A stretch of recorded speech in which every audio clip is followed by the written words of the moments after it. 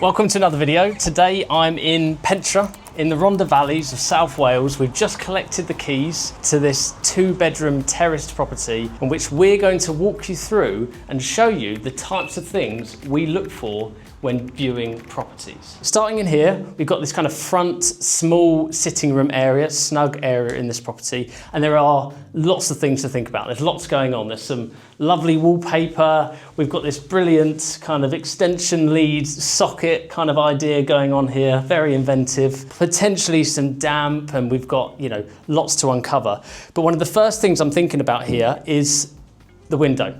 Okay, this is what I call a high ticket item. You've got a few high ticket items in a property when it comes to a refurb, and this is certainly one of them.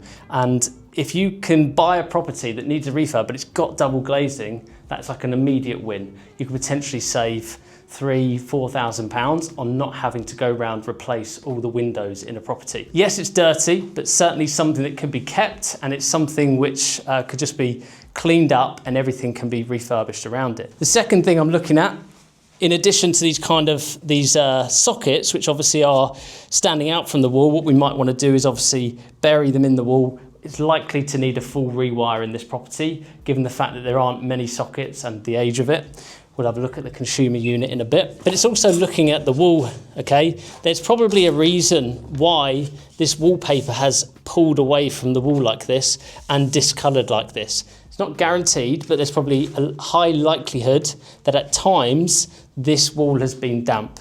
Okay, so it's important to bring a damp meter. He says not having a damp meter on him, but it's important to bring a damp meter on your viewings and to check different areas of different walls in a property, but also use your logical brain as well, because at different times of the year, when it's hot, it might not show damp. So right now, if Dan and I walked in here, we might go, well, actually, we can't see any damp. But obviously, if you come at a winter period, it might show differently. So you have to think about which walls are probably susceptible to getting damp in them too. I'll speed up a little bit here, but these are other things I would consider and think about. Obviously, we've got a gas meter in the corner, want that to be hidden during the refurb. The skirting's shoddy, the walls are, you can't see them on camera, but they're all over the place behind this wallpaper. By stripping that off, you're probably gonna uncover some pretty bad walls, probably gonna need full plaster. So in addition to that, I'm also gonna start to think about, we've talked about the wiring, but talk about the lighting, which is part of it. This is kind of one of those old school strip lights in which it reminds me of my secondary school. That will come down. We probably want to replace that with just a pendant light. If you were spending more, if you were doing a flip, you might do spotlights. The only other thing actually is behind you now, I'm gonna flip sides with you, is this here. You've got a chimney breast here, okay? And this old fireplace here, that's gotta go. A lot of developers will actually come in and take this out as well. I personally would probably keep this in because it's not a big enough value add to spend the money to get the chimney breast removed. In some properties, and particularly in some flips, you might go that extra mile. But what we're planning to do, or the client's going to be doing with this property, is a buy, refurbish, refinance deal in which it's important to do everything in the property, but not go overboard in terms of costs and expenses. So I'd recommend keeping this, potentially boarding it over, or you could make a small feature with it as well. And that's it really for this room, other than the obvious things such as replacing the carpentry, the carpets, and giving it a full paint once all the other work is done. I'm a bit of a fan of these doors.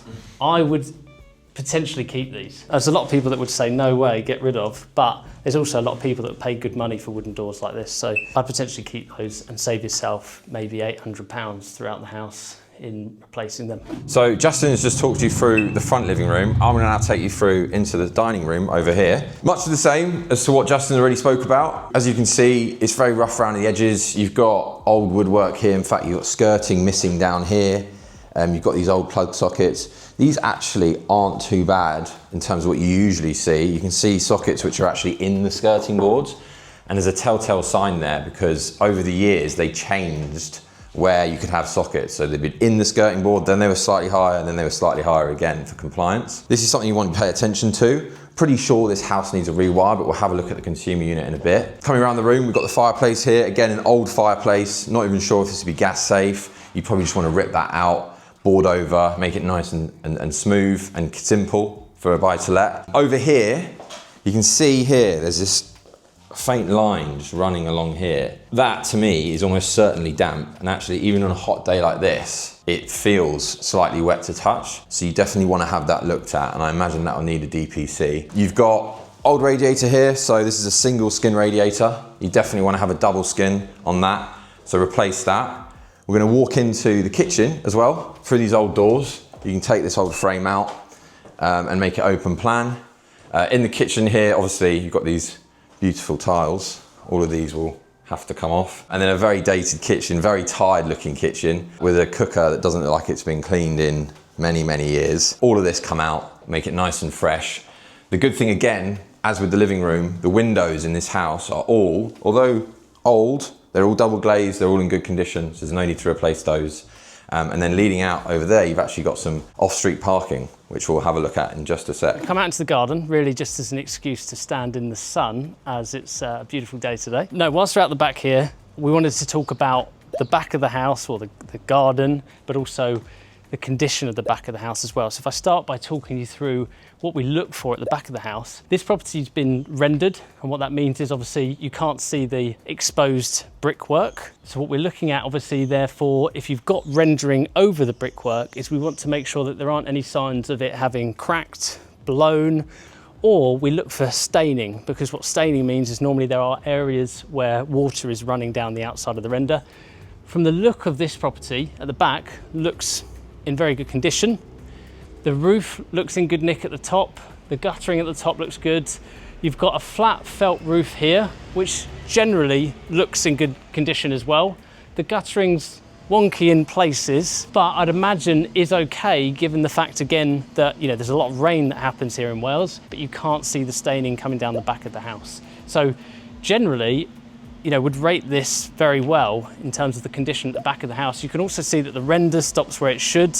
Okay, sometimes what they do is they render all the way down to the bottom. You don't want to see that actually, because obviously any water that lands here can then start to work its way up into the render and blow it. So they've stopped that at the right point.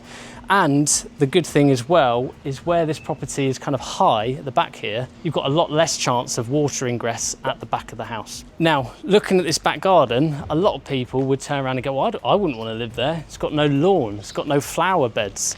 However, this is absolutely perfect from an investor's point of view because it's low maintenance, doesn't require a lot of upkeep. And in fact, it's a decent space for someone to be able to live with, for kids to be able to play in, and you've got double gates at the back here, which is very rare. We don't often get this in properties in Wales, in which you've got a street behind, so someone could use this for parking their cars, caravan, trailer, whatever you wanted to. So it's a bit of a value add there in the fact that someone has off-street parking if they want as well. So we're back in the house, and now we're going to look at something which is quite a rare feature on a sort of smallish two-bed terrace in the valleys. We've actually got a downstairs WC in here. So it's a really small little room, as you can see. There is potential with this if you wanted to put a cubicle in the end here for a shower and potentially move the toilet, depending on how the waste travels in, to make this a small bathroom. It's not essential because we source this as a two-bed, and there is a nice big bathroom upstairs, which we can go and have a look at now. So we're coming up here, and we are now in this really large bathroom. To be honest, a lot of the time this would be a bedroom. Obviously, as you know, it's downstairs, it's quite small. So this is a nice big bathroom. As you can see, it's seen better days. People haven't been so careful whilst using the toilet over the years, which is a bit disgusting.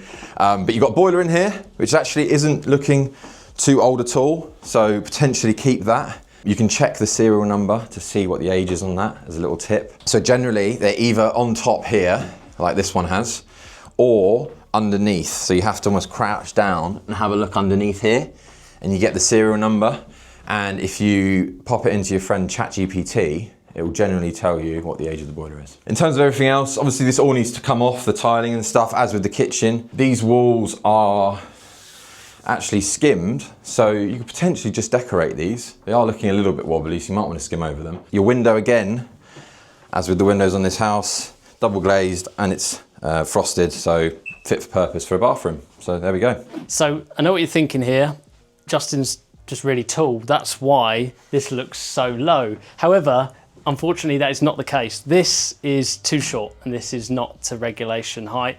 A letting agent wouldn't be able to let this out with that in the current height. So that needs to be increased in height so that someone doesn't tip and fall over or a child go over it. But what we're going to talk about here really is a few different things to do with the bedroom, but also this kind of top landing area. First of all, you've got this kind of nice wood effect going on here. This could actually hide a whole host of problems.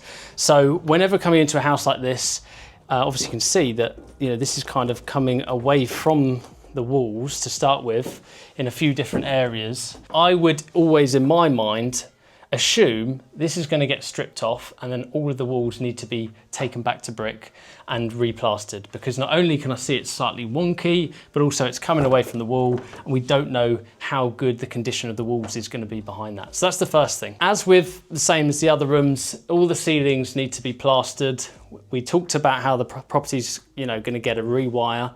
Given that, yes, some of the sockets look all right, but we probably want more sockets, more electrical points, lights throughout the property. It probably makes sense at this point to do the rewire. Now, coming into one of the rooms here, you can actually see that there isn't a huge amount that we would change, because we're likely to be obviously working with the plumbing that's here, potentially repiping it, but maybe saving the radiators. We may or may not replace the boiler based upon the age and looking at that. So then really what we're doing in here, we're just going to be doing a full strip out, replaster, save the windows, and then potentially and most likely replace the carpentry, the skirting. Now there are points in some of these rooms. If we come out here, I'll show you the architraves to these rooms. They're actually not in bad nick. So you could arguably save the architraves and obviously plaster around it and then redecorate them, and they'd probably be fine if you wanted to save some money.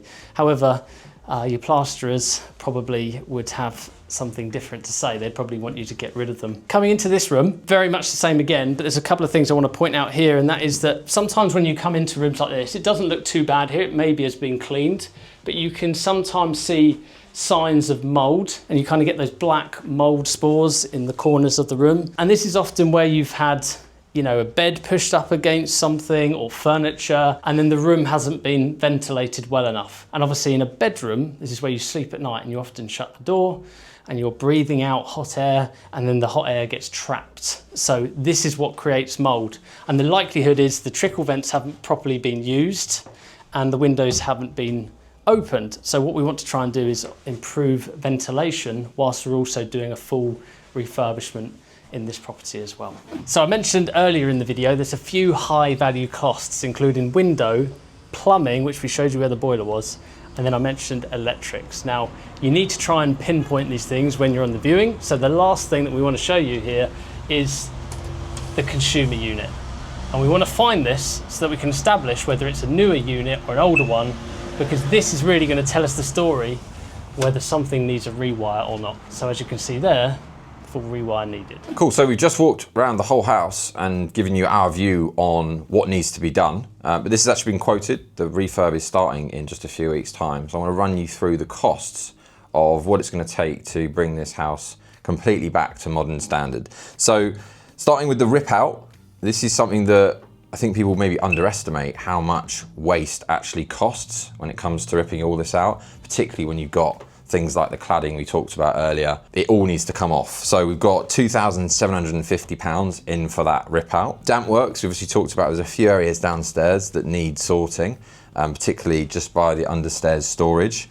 So for the actual hacking off, rendering, putting back together, that's £1,696. And then you've got £804 for the actual damp proofing, so the injecting in all the walls. There's also one wall by the front door, which is actually clad and we can't see it, but that's been suggested to the buyer that you have that tanked because the other house is actually slightly higher.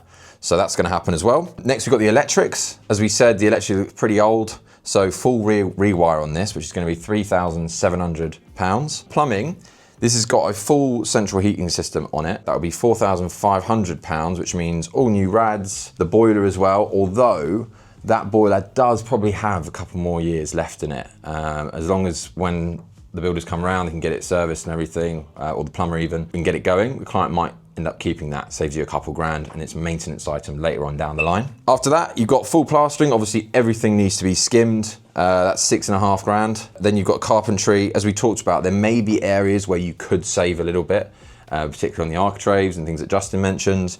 But full carpentry is 3,800. Kitchen, supply and fit, a nice, clean, neutral kitchen for a buy-to-let, 4.5 grand. Bathroom also needs to be done. Obviously, we saw the awful state of the bathroom in there.